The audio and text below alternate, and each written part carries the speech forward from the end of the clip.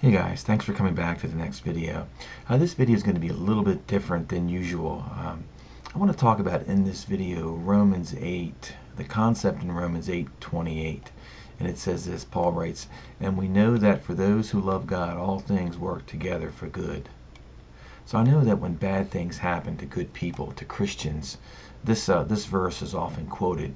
And you might ask yourself, why would something like this, and this happens to a lot of people, even little children, and it breaks your heart when you see this.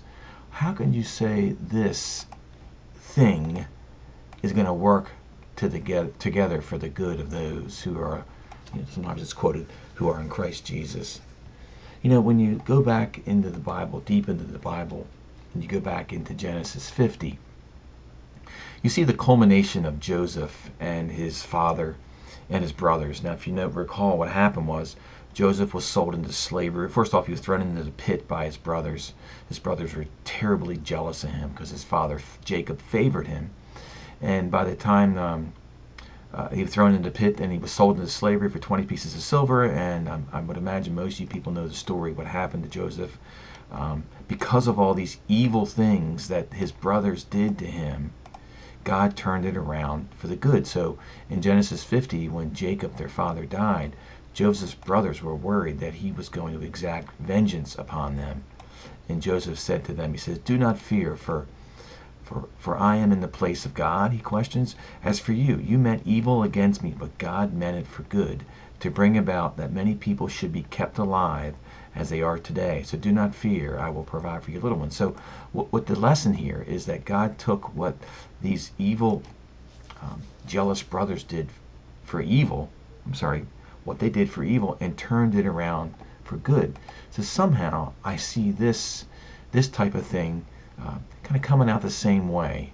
Let me just start off by saying this. This video is going to be what's called, I'll hit the button here, Clarion call. A clarion call. I'm gonna strongly, I'm gonna emotionally, as much as I can here, appeal to you all to do something, and that's going to be to pray for a little girl that I came across this weekend that's in a wheelchair like this. She's a little bit younger. She was about 7 years old, and I came across her as I was walking through my parents' neighborhood in a little town outside of Baltimore, and she lives around here. And I was speaking to her mother. Her mother was a young mother, and the little girl was about 7. She had a debilitating disease called cerebral palsy. And I asked the mother, I said, "Do you know Jesus?" And she said, "Of course I know Jesus. I pray to him all the time." And I started to explain to her something that I started to kind of explain this concept here, which she sort of already knew but hadn't been reminded of for a while. I kind of felt like she was out in the cold with this little girl for a long time. So I had asked if I could pray for her, the little girl, and of course the mother was absolutely, "Yes, please." And I did. But I'm going to send out the call today for you guys to pray for this little girl. Her name is Lauren. She looks a little like this, but she was younger. The mother said she was the equivalent of a 6-month-old baby. That's essentially how she acted. And she had to have her sort of tied up into the wheelchair, otherwise she would fall out. So guys, I'm going to ask you to lay up a prayer for her and another person in a second. But we know that in the Bible, Jesus, when he came the first time, he did some pretty miraculous things, miracles, things that we really don't talk about today. And he healed a paralyzed guy, if you recall. And Jesus said to him, "I say, rise, pick up your bed and go home." And he rose up and immediately picked up his bed and went out of there, went from before them, so that they were all amazed and glorified God.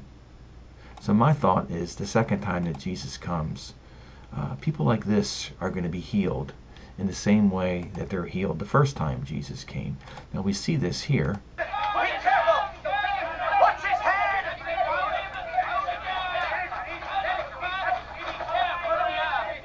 Help me. I've been this way for 20 years. It is the curse of God. Punishment for my sins and for my parents' sins.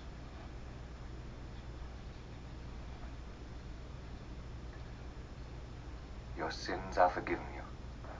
Brother, you must not speak, sir. So you guys know the rest of the story. Now, in another story, the disciples asked Jesus for a blind man, whether it was his sins or the parents' sins. And Jesus said, no, it was not their sins that caused this debilitating disease or this issue of blindness. It was the fact that their blindness was going to glorify God one day in the future, and that was when Jesus healed him. And that's why Paul wrote this in Romans 8:28. So let's speak about the here and now. This is a real healing that occurred on video in 2010. This is a paralyzed woman. Her name is Delia Knox. I'm not sure whether you're familiar with this story. I'm not going to play the whole thing, but I'm going to let you know that she was miraculously healed. She was killed. She was in a car accident and became paralyzed from the waist down. There's a whole lot that I don't recall specifically, but I know this. The vehicle was upset. Live her life. An accomplished gospel singer, she continued her work in music ministry, but her life was hard.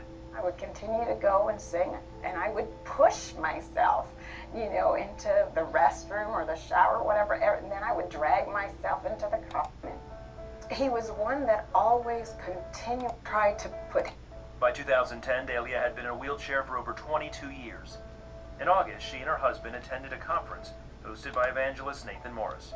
The evangelist went up, and he started speaking on healing and all that. Had I known it was a healing service, I have to be honest, I would have never gone. She was at the front of the church with her husband when Pastor Morris started praying for her. Here I am confined for 22 and a half years in this wheelchair. And for the first time in the longest time, I find myself that something could possibly really be happening. I said, I'm feeling something in my legs.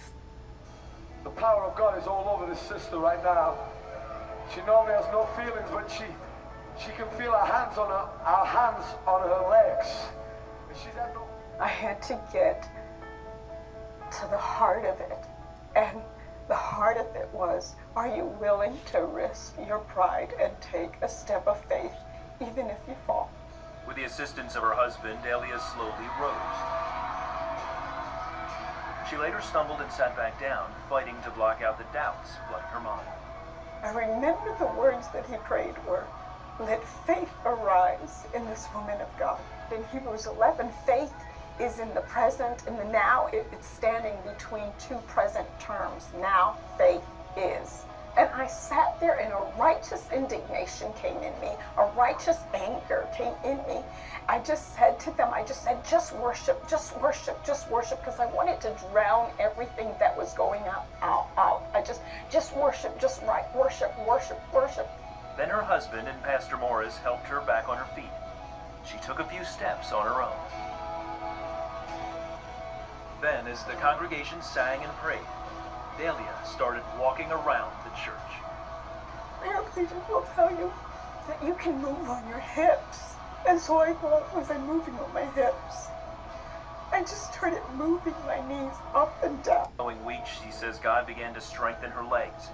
3 weeks later, she walked in front of her own congregation for the first time. Today, Delia leads worship at Living Word Christian Church in Mobile, where her husband is the pastor. She also dances with him every chance she gets. So guys, if you're not familiar with this is an incredible healing that happened right there in that healing service. This is something that obviously the skeptics can't explain, but we know what God. I mean, Jesus did this 2,000 years ago. He's going to do it again, and he did it here. He continues to do it. This is when she came home to visit her parents. Now look at the joy on her parents' face and her father. It's just unbelievable.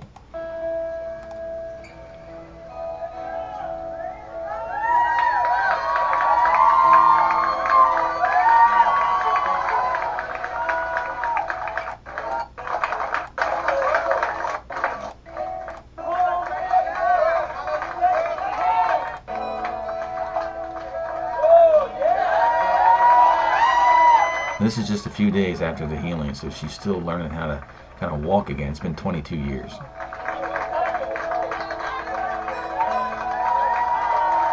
You saw obviously her spinal cord injury was healed miraculously by God himself. This is a picture of heaven.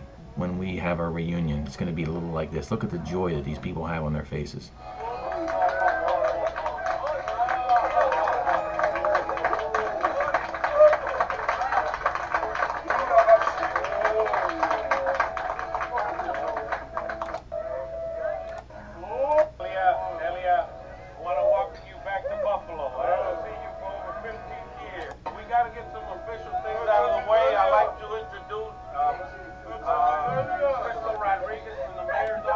See, a mayor's representative, they deemed this her day. On behalf of the mayor of the city of Buffalo, Crystal Rodriguez.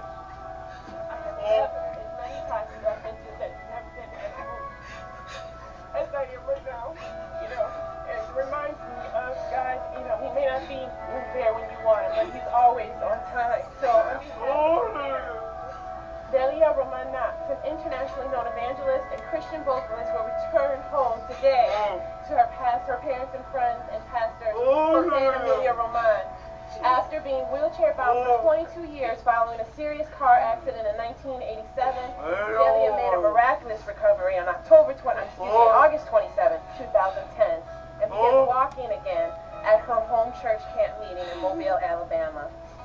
Now, therefore, be it resolved that I, Byron W. Brown, Mayor of the City of Buffalo, do hereby proclaim October 21st as Delia Roman Knox Day.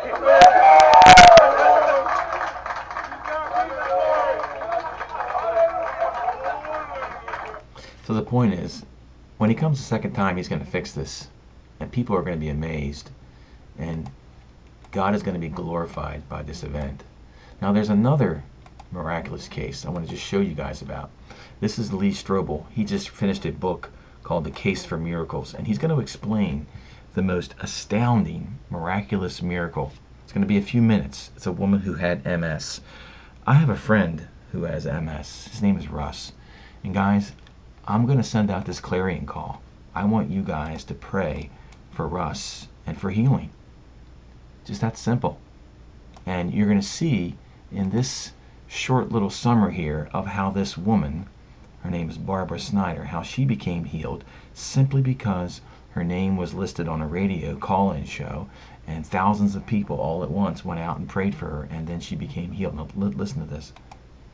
So my book talks about a lot of documented cases of miracles taking place. But to me, the most amazing healing that I encountered, and I get goosebumps when I talk about it, involves a woman by the name of Barbara Snyder. Barbara Snyder, I've interviewed her at length. We have years and years of her medical reports and examinations from the Mayo Clinic and from multiple physicians. We have multiple credible eyewitnesses who have no motive to deceive.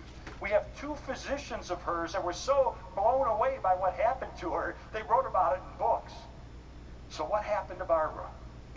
Well, Barbara, at a rather young age, was diagnosed with multiple sclerosis. And over the succeeding years, she deteriorated at a rapid pace. There were multiple hospitalizations, multiple surgeries, until finally she was in hospice at home. She was dying. One of her physicians, Dr. Harold P. Adolph, a board-certified surgeon who conducted more than 25,000 surgeries in his career, he called Barbara, quote, one of the most hopelessly ill patients I ever saw. One of her lungs was non-functional. The other lung was only functioning at 50%. She had a tube inserted into her neck with that went to oxygen canisters in her garage that would pump oxygen into her neck so she could breathe. She'd lost control of her urination and bowels. She was legally blind. All she could see were vague gray shapes and shadows. A feeding tube was inserted into her stomach. She hadn't walked in 7 years, and so her legs had shrunken down, the muscles had atrophied to nothing. Her hands, she was curled up like a pretzel in bed. Her fingers were curled back so that they were touching her wrists. Her feet were permanently extended. She was just like a pretzel curled up. And her parents and her doctors met, and they concluded there's nothing more we can do. She's going to die. And so they said the next time she gets pneumonia, which she would get on a regular basis because of her impaired lung functions, said next time she gets pneumonia, let's not resuscitate her. We'll just let her die, because otherwise it's just prolonging the inevitable. Well, one day, a friend of Barbara's called up WMBI, which is a Christian radio station in Chicago where Barbara lived, radio station owned by the Moody Bible Institute, and said, would you please put out the word on your station for people to pray for Barbara, because she's dying. And so we know that 450 people at a minimum began to pray for Barbara's healing. How do we know? Because 450 Christians wrote letters to Barbara saying, I'm praying for you. And so one day, happened to be Pentecost Sunday, she was in her room, and two of her friends were reading her some of the That's next week. letters of encouragement and prayer that they had received. But I'm going to let Barbara tell you exactly what happened on that day. So here's Barbara. June 7th, 1981, I'll never forget it. It was a day like any other day for me. That was one spent confined June 7th, 1981. to bed, unable to breathe on my own, hooked up to machines, a tracheostomy tube in my neck, my arms curled up, my legs curled up. I lay there trapped inside my own body is really how it felt. I had two friends over. They came over all the time. They were from my church. My church family never forgot me. So while they were there, I still remember exactly what they were reading, when all of a sudden I heard a booming, authoritative, loud voice over my shoulder over here say, my child, get up and walk. And there was nobody else in the room. And there was no one else in the room, and the door was over here. There were windows over this way. And instantly I knew it was God. But instantly I also knew that my friends didn't hear that, which is kind of interesting too. Yeah. And I needed to share with them what I heard. Well, I had this tracheostomy tube in my neck, that's how I breathed, and I had hands that did not work. So my friends said whenever I looked agitated, they knew I wanted to talk. So they'd come and plug the hole in my neck. And I said, I don't know what you're going to think about this, but God just told me to get up and walk. And my friends got really quiet. I know, but he really did tell me to get up and walk. Run, get my family. I want them to be here. And my friends all of a sudden jumped up, and while they jumped, so did I. I was so excited I couldn't wait for anyone. And I literally jumped out of the bed. This is where you'd almost have to have known me to see how totally impossible that was. So this time, I remember reaching up and pulling my oxygen off my neck. I remember that. And then I jumped toward the voice. My friends are over here, but I jumped towards the voice. And as I jumped up, the first thing I remember isn't what I would think I would remember, but I jumped out of the bed and I looked and I saw my feet. They were flat on the ground, just like everyone else's, which sounds normal, but not for me. I had foot drops so badly I couldn't even wear slippers on my feet. They were so curled. So when I jumped up to have feet flat, I was amazed and stood staring at my feet. And when I did that, I jumped like this, and then I saw my hands. And they were open, and they never opened. And so now they were open, and I stood staring at them, and then it dawned on me I could see. That's what I would have thought I would have noticed first, was my vision. But I didn't. It was back, you could see. It was back. I was perfectly fine. And I stood staring again for a little while, just feeling what it felt like to look at and see me. And then I turned, and that's when we were like, we all started jumping up and down, screaming and thanking the Lord. I remember I didn't understand anything, except for once I was real sick, I was well again. And it has to be God. That's all I knew. Okay, so interesting, that was on June 7th, Pentecost Sunday, which I didn't know that until now. So the clarion call that I have is for people to please pray for this little girl, Lauren, that I saw the other day in my parents' neighborhood, walking around with her mother, pushing her in that wheelchair that looked a lot like this.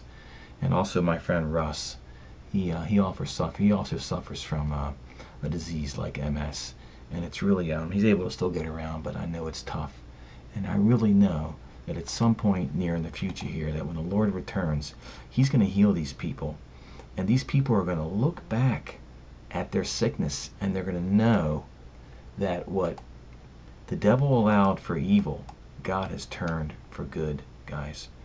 So with that, guys, I'll let you go. Have a great day, and God bless you.